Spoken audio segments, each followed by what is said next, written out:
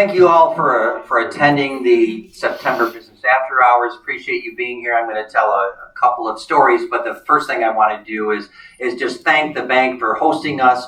Their team has obviously done a fantastic job getting ready. The food, the beverages have been great. So Clint Brooks and his team, how about a nice round of applause for the bank?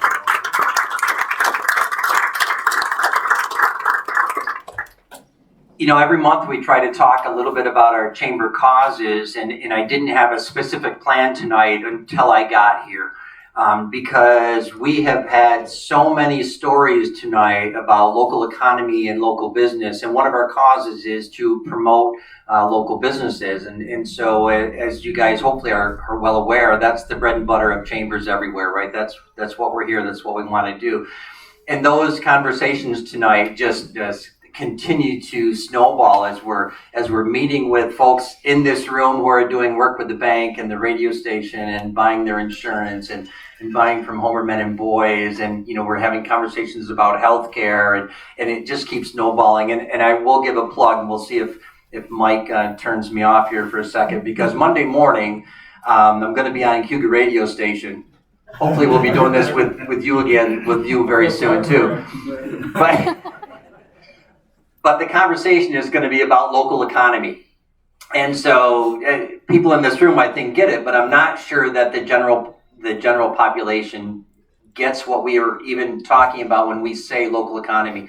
So what I'm going to have the chance to do on Monday morning is to give an example. So Bob Pate wants to buy a pair of jeans and a sweatshirt. I could go on Amazon and I could buy those and get them delivered to my door. And there goes my $70 and it's gone and I never see it again.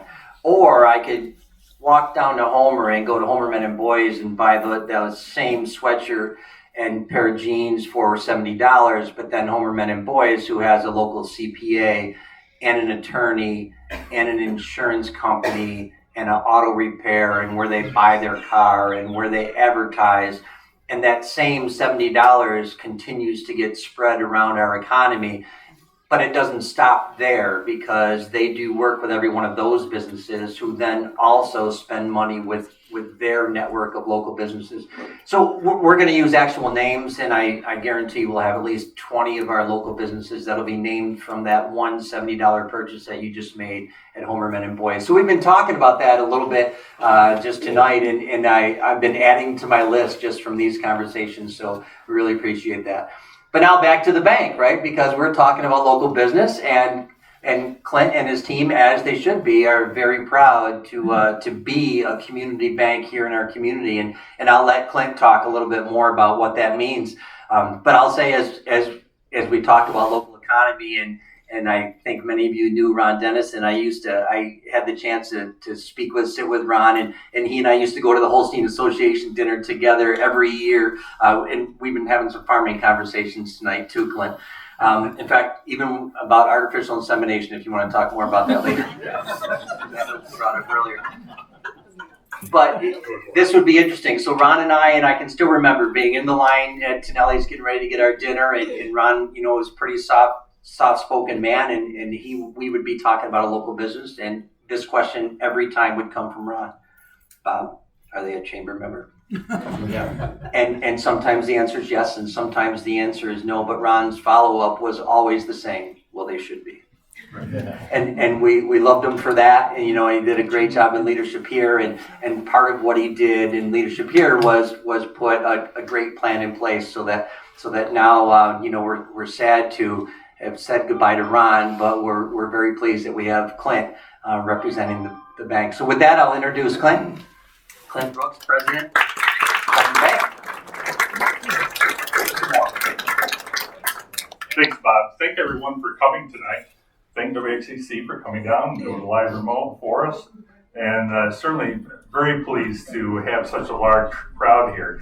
And you think it's for the bank, but really it was kind of a surprise birthday party for Sherry. Happy birthday. One of the questions, number 10, was the amount of employment years here accumulated at the bank by the staff. And I think the number is 300 and some, and Sherry represents about 157 of those.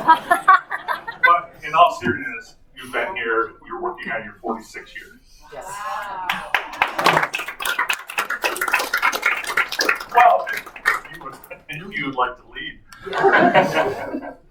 But I certainly appreciate everybody being here. The bank was started in 1902 by a group of business people and farmers who didn't want to travel to Ithaca, sorry Steve, but Groton and Portland to do their banking. So they decided to start the bank in 1902.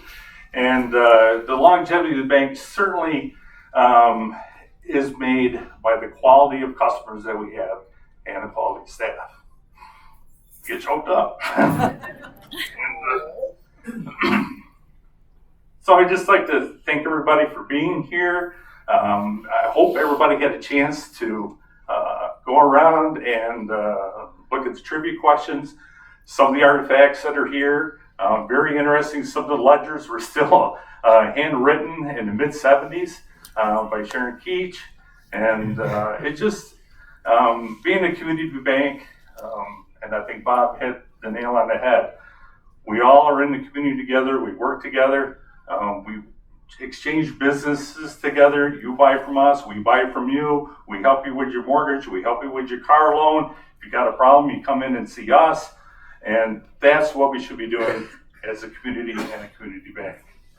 So thanks, Bob. Appreciate the chamber coming tonight, allowing us to have this great event. And thank you very much. Thanks, Clint.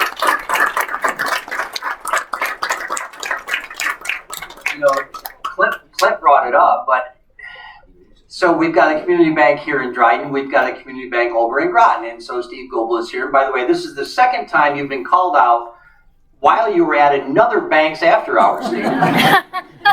It's but Hire you next month. For years now, I have seen the mutual respect and the way those two banks have actually worked together. In fact, when I went to Steve to talk about the possibility of sponsoring our legislative breakfast, he said to me, "I'll do it only with the blessing and if Dryden wants to do it with me," which was very cool. And by the way, they have done that together for years now.